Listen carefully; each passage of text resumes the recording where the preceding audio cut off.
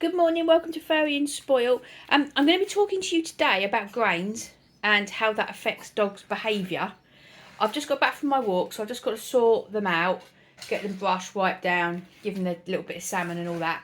And then once I've done all of that, I'll sit down and I'll just talk to you about grains and how it affects dogs' behaviour, anxiety, stuff like that. It isn't something I talk about much. I'm focused very much on the effect it has on their skin and their health, hot spots, itchiness, all of that. But grains affect behaviour just as much as they do affect their health. So I'll talk to you about that when I'm done all of this and I get the moment to sit down. Right, that's them all brushed and sorted out. So let me sit down with you now and tell you about grains and behavioural problems. It's really actually very simple. When a dog eats grains, the grains turn to sugar. So that makes the dog hyper. And so that could be like hyperactivity, as in they can't settle. It could be aggression, it could be anxiety, just behavioural problems. It's exactly the same as giving children sugar and how that sends them bonkers. It's exactly the same with dogs. Now, the thing is, don't get the thing. Are you close enough to the camera, darling? The thing you don't want to get mixed up with is, you know how I'm always going on about don't eat grain, don't give your dogs grains because of hot spots and itchiness. So that can be one thing that can happen. Or it can give dogs behavioural problems. Right, so first of all, I just want to quickly tell you about a dog I had. With hindsight, I think this is what happened to him. So it was a dog before I had these three. My dog before these three was a German Shepherd, and he was a working dog, and he was incredibly hyper. And I started researching dog nutrition 10 years ago because my little Albert over there got terrible hotspots. And before that, I didn't know anything about dog nutrition, nothing. I just fed the dogs whatever I was told to feed them. And so the dog trainer that I worked with at the time, I was very into agility, dog obedience, working dogs, all of that stuff. And the dog trainer at the time told me to feed them. He sold a dog food, and I just bought the bags of dog food off him, didn't give it a second thought. And it was actually a dog food for working dogs, and the dog I had at the time I worked, so he was a very active dog. But he was incredibly hyper, like really, really hyper. And I think I certainly and other people put that down to the fact that he'd come from his parents were working dogs and all of that. So just put it down to all of that. So I worked him. He was very happy being worked. Are you close enough? He was very happy being worked, and it was all right. I could keep him calm through the working, but I did have to work him a lot. I mean, a lot. If I wasn't able to do that, because we didn't get him as a working dog. We got him as a pet dog. And if we hadn't been able to work him, we wouldn't have been able to keep him because, well, I mean, I would have made it work, but it would have been a huge problem because he was a very, very active dog, and he was a German Shepherd, and a large German Shepherd at that. So, him very, very hyper wasn't a good mix. When I started, it wasn't until actually sort of recently I suddenly thought about dogs in the past that I've had and what I fed them, and I remembered that dog food, and I looked at what was being fed, and it's one of the worst dog foods I've ever seen. And I spend a lot of time looking at ingredients of dog food because you people send me the pictures of the back of your packets so I can tell you what I think. So I'm doing it all the time. And I see a lot of very bad dog food. But this dog food I've been feeding my German Shepherd on was one of the worst I've ever seen. I think now with hindsight, all of how hyper he was, I think it was all down to his food. And the really sad thing is about that darling dog is that he died of cancer in the end.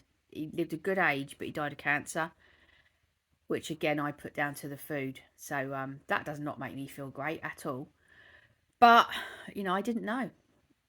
Even though I'd had dogs for a long time up to that point, dog nutrition wasn't something that I ever thought about. It was just you just fed them what you fed them, didn't think about it.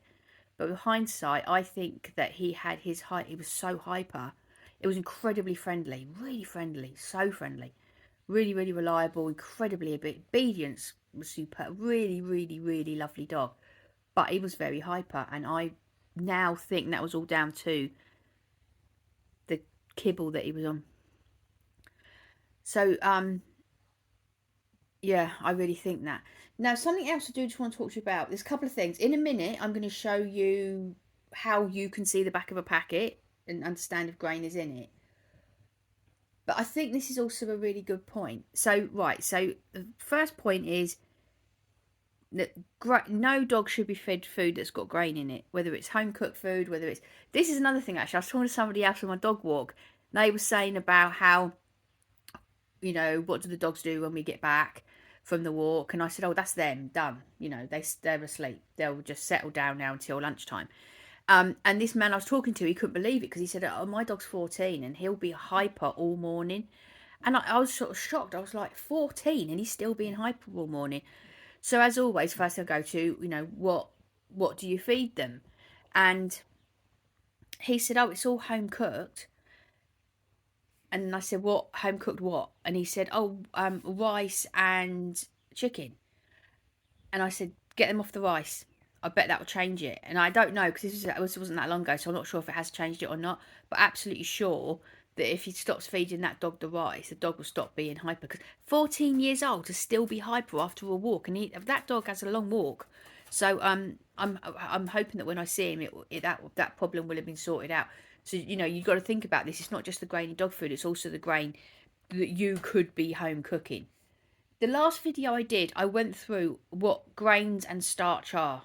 That's the two you want. So starch and grains. And I went through them all, reading out what they were. So that's that. So grains of no good to dogs. They're just no good. They do nothing but harm. And even if your dog goes through his whole life, like my German Shepherd I was talking about, yeah, sure, I'm pretty sure the behavioural problems were caused by the grain, but he never ever had hot spots or itchy skin. So some dogs are affected by one thing and then not by the other thing. So the grains didn't give him the hot spots, but I'm absolutely sure they gave him the behavioural problems. Whereas little Albert over here, anywhere you only got to look at a grain and he gets a hot spot. So he's completely clear. But he's a really, really calm dog. So it affects them in different ways. But grains and dogs are just not a good mix. So that's the first point I want to make. The second point I want to make is that when I say about how, you know, a hyper dog. So obviously a puppy is going to be hyper to a degree. They're puppies. But right from a tiny little age. And I've had Albert since he was 4 weeks old. Which, by the way, is way, way, way too young to have a puppy. But it's a long story. I won't bore you with it today. But I've had little Albert since he was 4 weeks old. And from the moment I've had any of my boys, I mean, like Humps, he, you know, I don't know, came to us when he was 10 or whatever. So, you know, they all come to us at different ages. But whether they be tiny puppies or whether they be older dogs, I am an absolute stickler for a routine. So I put them into a routine. And that does two things. They know where they are and what's happening, which makes for a much happier, secure dog. If a dog doesn't ever know what's going to be happening, you know, when's he going to be walked, when's he going to be fed, what's happening, that can make for an anxious dog.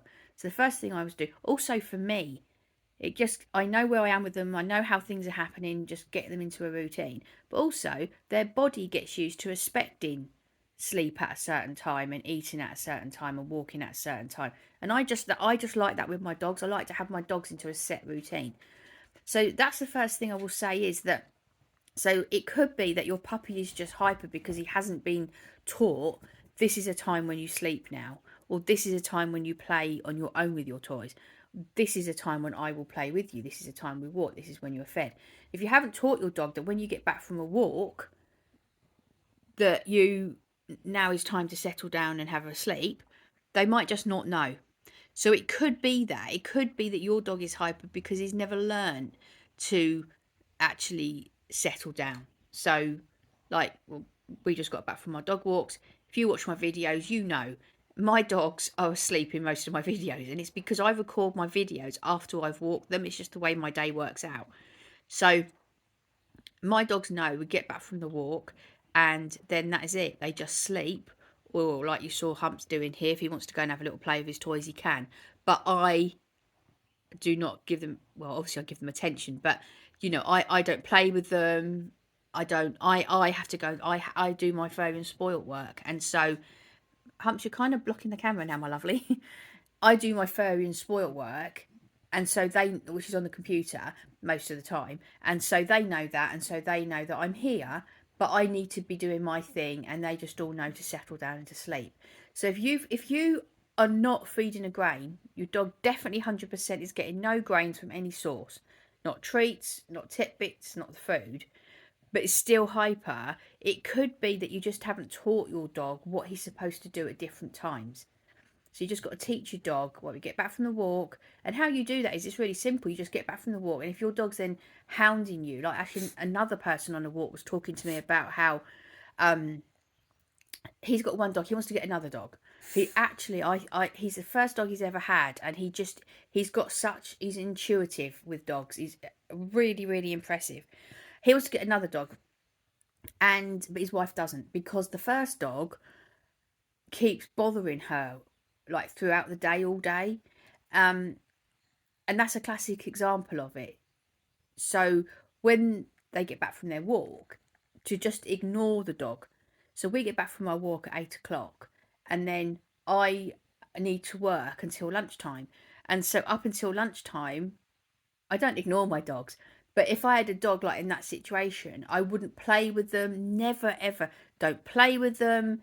Nothing. You're doing your thing. They need to settle down and do their thing. So if a dog is, and I did a whole video about dog attention seeking, because I did have a bit of a problem with this with Harry when he was little.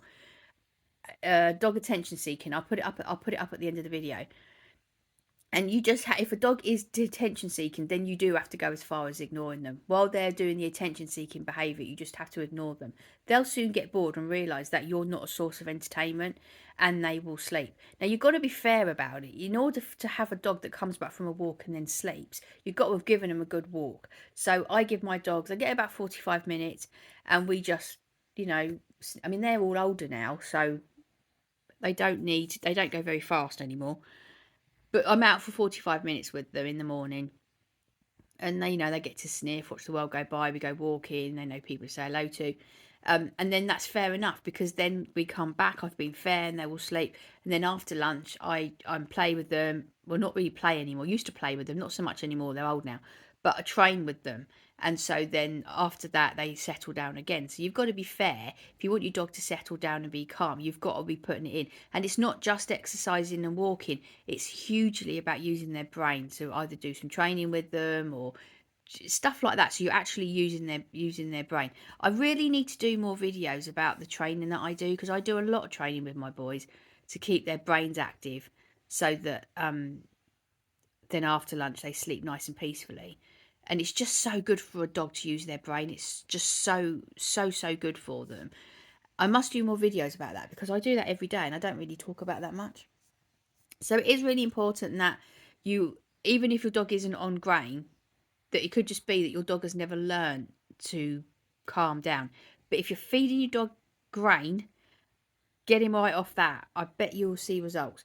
Now, let me show. I'm going to show you now how to read the back of a dog food packet. If you watch my last video, it will be the same as that. Before I forget, in case I forget to say this, I have finally managed to get around to listing in description the products I use. So there are some products that I've been using for like 10 years, and I love the products, and I would be very surprised if I ever change from these products. And I get asked about them a lot. And I just always say to you, they're on Amazon. But I've actually listed them all now, so you can just click and it will take you through to the actual product. I've put the Hibiscrub on there because a lot of you get confused by Hibiscrub. So I've put that on there, the Hibiscrub. Right, so now let me just show you. So when you look at a dog food, well, so first of all, if you're home cooking for your dogs, make sure you're not giving them any rice, pasta, potato. Well, it is a starch, but it's not one of the highest triggers, but I would avoid it. But pasta, rice, white, any kind of bread, just avoid that so much. If you don't know what grains are, then the last video I went through it with you. So the first thing is that, hang on, I haven't got my glasses. I'll show you. You see how you go with this.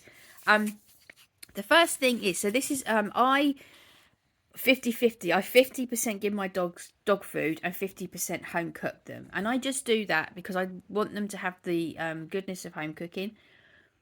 But I also don't just want to go pure home cooking, because I think if anything ever happened to me, or if one day I'm sick, stuff like that. I don't get sick much, but you know, I just like them to have the balance of it. But the dog food that I'm particularly fussy about, the dog food I feed them, so it absolutely 100% has got to be a wet food. Kibble, the high heat process of cooking kibble causes inflammation in the body, which is hot spots and itchiness. And so it absolutely has to be a wet food. It has to be grain free. And if you look, it will say there, look, this says a grain free recipe. And the other thing is that if you're looking at good quality dog food, it will tell you what percent of the fish or the meat is in the food. And so this one is 85%. So this is a salmon food, and it's 85% of it is salmon, and the rest is just vegetables and herbs. Now, dog food regulation is dodgy, to say the least. On the back, they sort of kind of, to a degree, have to be a bit honest. But on the front of the packet, dog food companies can put whatever they want. And that is, you can see that. If you look at some of the worst dog foods on the market, they put pure lies on the front of the packet, and they're allowed to. So you have to take what you're seeing on the front of the packet. Take that. Just don't rely on that. You need to look at the back of the packet. Now, I haven't got my glasses on, so I'm kind of going to be relying on your eyes here. Right, so the first thing is, if you've got a good quality dog food, it will say composition. It won't say ingredients, it will say composition. If your dog food says ingredients, I'm pretty sure that it's a bad quality dog food. So you want to say composition, and it will break down the dog food, or the food that is in here. The first ingredients you want to see is either a meat or a fish. You do not want to see meat meal or meat derivatives. They are not, the meat derivatives are just the bits that are left over, like the bits of beak, the bits of feet, the bits like that. So you do not want to see that. You do not want to see meat meal. And you absolutely certainly do not want to see grains, cereals, wheat. And like I said, the last video I talked about exactly what they are. So you do not want to see, if your dog food starts with grain or wheat, that is a bad dog food, and your chances are your dog is suffering. Now, I know people contact me and say, I feed my dog kibble and it's full of cereal, and I've been feeding it to my dog for 300 years and he's the fittest he's ever been. Right, first of all, the fact that when you contact me with those messages, you get so narky with me, says to me that you know it's a bad dog food. It's not like I'm making this up. It's the facts. It is a fact. Dogs are not supposed to eat grains. And if your dog food starts with grains, it's not a good dog food. But the other thing I want to make is, this does wind me up a bit, but the point I want to make is that just because your dog isn't having hot spots or might not be having behavioural problems, doesn't mean he's not feeling like absolute rubbish. If you eat rubbish food every day, day in, day out, you're going to feel like rubbish, and your dog will be as well. So, and like I always say this, don't listen to what I say and then think, oh, she don't know what she's talking about. Google it. Google it yourself. And I said this in the last video, and I will repeat this because it's so important. If you Google, are grains good for dogs? The companies, so the first few articles you'll get, they'll be like sponsored, and the company, they'll say yes, grains are good for dogs. If you look at who's writing those articles, it is the dog food companies. That the dog food is such bad quality, and their foods are full of grains. And that says to me that they know people are onto this and they're trying to mislead you. So you've got to flick through that. So the big dog food companies, you do not want to be reading the article from them, because they're the ones trying to push you the really bad quality dog food. But if you go down a bit and you get to the nutritionists, even some vets, not always, really not always, but sometimes, they'll tell you why dogs shouldn't be eating grains. So don't just, Google it, know for yourself. If you doubt me, Google it and know for yourself. So you have to start with meat or fish. If it says on the front of the packet that it's got 85% meat or fish in it, you need it to say that on the back of the packet as well. And then the rest of it should just be stuff you know. So vegetables, herbs. There shouldn't be anything in here that you don't know. It should just be vegetables and herbs. You need to be careful of lentils, so legumes, because there's lots of stuff coming out about the problems that they can be causing with dogs and heart problems. And be careful of carrots. Now, as it happens, my boys are all okay on sweet potato. I think there's sweet potato in this food, actually. And my dogs are all fine on it. And I have actually been for a long, long time. But they're not good on carrots. So watch any food that gets sweet. So like carrots, stuff like that. So the most important thing is then that first part is all stuff, food that you know. Now, further down, don't worry too much about that. Now, I understand all that, but I've been researching dog food for years. Don't get too het up about this stuff. Something you don't want to ever see in a dog food are preservatives or E numbers or antioxidants.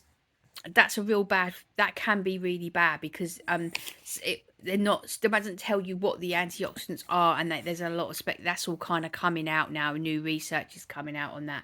So be careful of that. But you don't want to be seeing E numbers. You don't want colorings. You don't want preservatives.